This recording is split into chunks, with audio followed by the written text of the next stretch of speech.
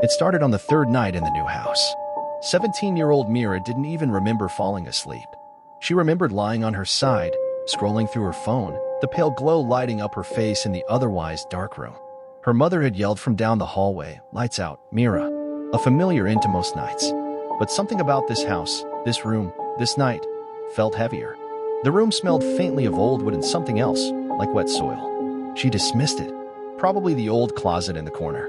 The house, after all, was nearly 100 years old. By 3:11 a.m., it began. Mira's mother heard a noise. It wasn't loud, but it wasn't normal either. A slow thumping, not like a fall, but like a rhythmic knock. She walked toward her daughter's room, her steps cautious on the wooden floor. The door was slightly open. Then she saw it. Mira's body was halfway off the bed, her spine arched unnaturally, her head thrown back at an impossible angle. One arm stretched above her like she was reaching for something on the ceiling, her fingers twitching as if brushing against invisible threads. Her other arm was twisted under her torso, like she'd fallen but never landed. Her legs were bent in a way that didn't look painful, just wrong. Not broken, but not human. She wasn't moving, except she was breathing. Her eyes were wide open, but they weren't blinking, and she wasn't seeing anything. Her pupils were fixed to the top right corner of the room, unresponsive. Her mouth moved as if whispering to someone, but the sounds weren't words, just soft, wet noises, like lips brushing against glass. Her mother screamed her name and rushed toward her. The moment her hand touched Mira's shoulder, everything stopped. Mira jolted like she had been dropped from the sky, letting out a short gasp, her body collapsing onto the bed in a heap. Her eyes blinked rapidly, her breathing quickened. "Mom," she croaked. What's happening? You tell me." Her mother gasped, trembling. You were contorted, Mira. God, you're back. I thought." Mira sat up, her bones clicking like someone cracking their knuckles. "I was sleeping." That was the beginning. The next morning, Mira remembered nothing. Not the position, not the sounds, not her own words. Nothing. But her body was sore, every muscle ached like she had run a marathon in her sleep. She went to school like usual, brushing off her mother's concerns. Maybe she had a nightmare. Maybe she was stressed. Maybe it was just sleep paralysis or something medical. But the next night, it happened again. This time, her mother filmed it. The footage was terrifying. At exactly 3:13 a.m., Mira sat bolt upright, eyes open. Her arms flung out and bent backwards behind her, like something had grabbed her wrists and pulled them into submission. Then, she leaned forward at the waist and began to rotate. Slowly, mechanically. She twisted her upper body completely backward until her head faced the wall behind her while the rest of her body remained front-facing. Her jaw unhinged ever so slightly. Her mouth moved again, silent words, lips forming unknown syllables. It looked like a ritual, like she was offering herself. Her legs slid off the bed, knees hitting the floor without a flinch. Her arms moved behind her back, palms pressed together in a prayer position, elbows bent unnaturally. The position was ancient-looking, like something out of a forgotten temple's carvings. It wasn't sexual, but it was intimate, vulnerable, and utterly wrong for a sleeping girl. She stayed like that for 9 full minutes, then collapsed. In the morning, again, no memory, and new bruises on her knees and wrists. Mira started keeping a journal. "If I don't remember anything," she wrote, "then I need proof this is happening. Something is happening to me. Something in me." She installed a night vision camera herself. That night, she didn't just twist, she levitated. Only a few inches. But her body rose off the bed, stiff as wood. Arms outstretched to the sides, legs folded beneath her like a monk. Her head dropped forward, hair covering her face completely. And the room got colder. The camera's thermal settings showed it. Her breath turned into visible mist. Then, a whisper. On the audio feed. It was not Mira's voice. It said, "She is preparing." Mira didn't want to sleep anymore. After reviewing the night vision footage herself, after watching her body float above the bed and twist into inhuman postures, she could no longer pretend it was sleepwalking. This wasn't neurological. This wasn't stress. This was something using her body, borrowing it, bending it.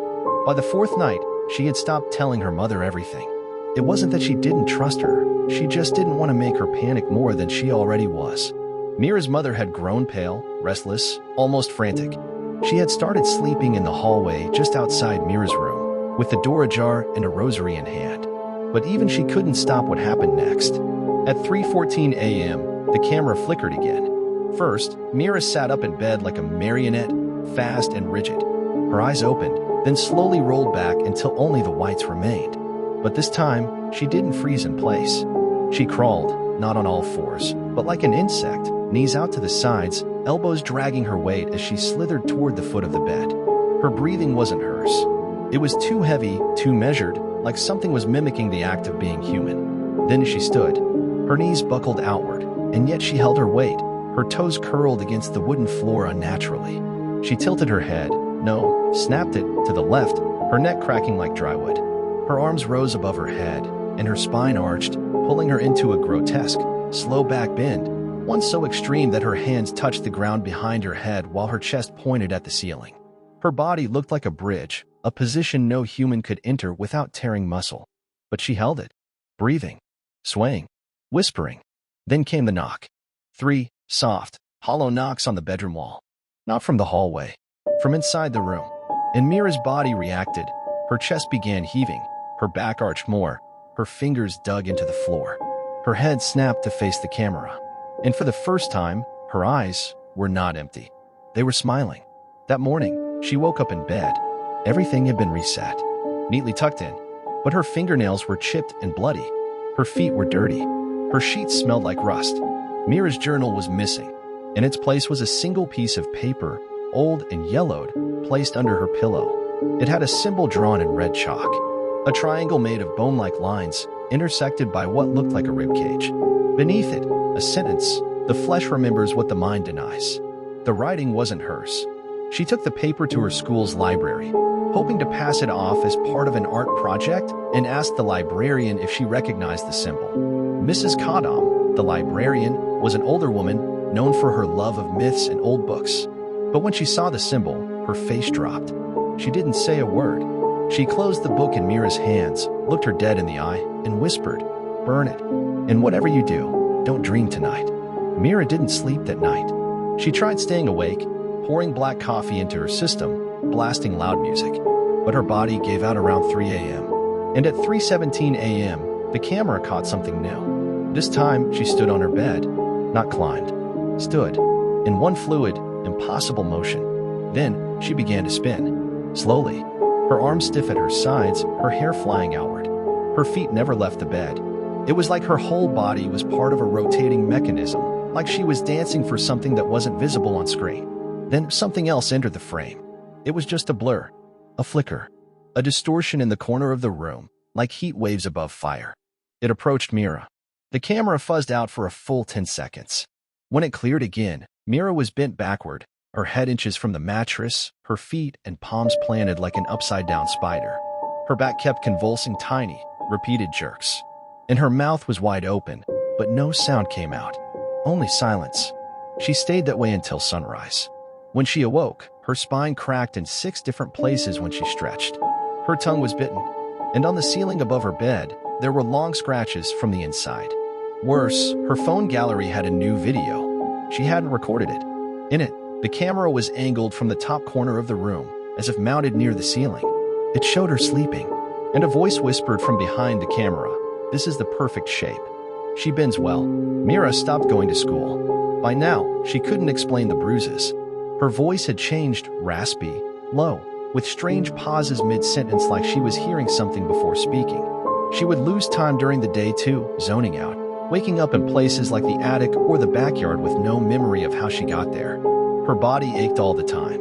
Not soreness. Used. Like it was being borrowed by something, and then thrown back into her skin by dawn. The camera footage had grown more disturbing with each night. At first, it was her body contorting. Then came the sounds, wet, breathy voices, like things whispering from under the bed. Then came the figures. They didn't appear fully. Just fragments, a hand dragging along her wall, fingertips too long, a footstep that didn't match hers, a shadow crawling upside down across the ceiling. And then, one night, there was another Mira on the footage, standing beside her bed, watching her sleep. Same face, same hair, but its smile was crooked. Its eyes were pitch black, and it mouthed every movement the sleeping Mira made, like a reflection rehearsing the possession. That was the night Mira decided to burn the old paper. But as she lit the edge with a match, the flame turned blue and screeched. The paper didn't burn, it dissolved. Turned into ash instantly, but the symbol seared itself onto her bedroom wall, glowing faintly red. And then came the worst night of all. It began at 3:33 a.m. The camera shut off by itself. Her mother had locked the door from the outside, trying to stop her from sleepwalking.